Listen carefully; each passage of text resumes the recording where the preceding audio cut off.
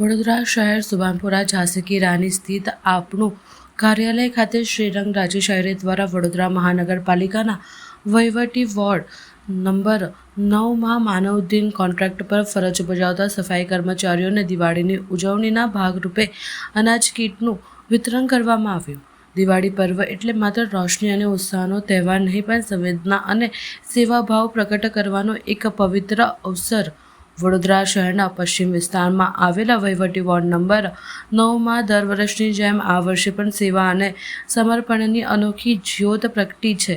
Ward number 9ના લોકપ્રિય યુવા corporator Shrirang Rajesh આયરે દ્વારા દીપકનું દિવાળી અને નૂતન વર્ષના શુભ અવસરે એક સરાહનીય સત્ય કાર્યનું આયોજન કરવામાં આવ્યું હતું, જેનો મુખ્ય ઉદ્દેશ્ય સમાજના જરૂરિયાતમંદ પરિવારો અને ભાઈઓ તથા બહેનોના આંગણે પણ તહેવારની ખરી ખુશી પહોંચવાનો છે। સૌપ્રથમ વડોદરાના તમામ નગરજનોને નવા વર્ષના રામ રામ એટલે કે નવા વર્ષની શુભેચ્છા પાઠવું છું। સાથે આજનો દિવસ દિવાળી પછીનો 5મો દિવસ એટલે કે લાભ પાંચમનો દિવસ હંમેશા કોઈપણ શુભ શરૂઆત કરવાની હોય તો એ લાભ પાંચમથી થતી હોય। એવી જ રીતે વડોદરાના જે તમામ વેપારીગણ છે તેમનો પણ આજના દિવસે હું ખૂબ ખૂબ શુભેચ્છા પાઠવું છું કે મા લક્ષ્મી તેમજ મહાદેવની કૃપા આપની પર એટલી વર્ષા રહે કે આપના ધંધાની અંદર હંમેશા સમૃદ્ધિ રહે, વિકાસ થતો રહે ધંધાનો, તેવી જ પ્રાર્થના કરું છું। ત્યારે અમારા પિતા અને હંમેશા અમારા માર્ગદર્શક એવા રાજેશભાઈ આયરેના જે હંમેશા જે પદચિહ્નો પર અમે ચાલવા માટે હંમેશા કાર્ય કરતા હોઈએ છીએ।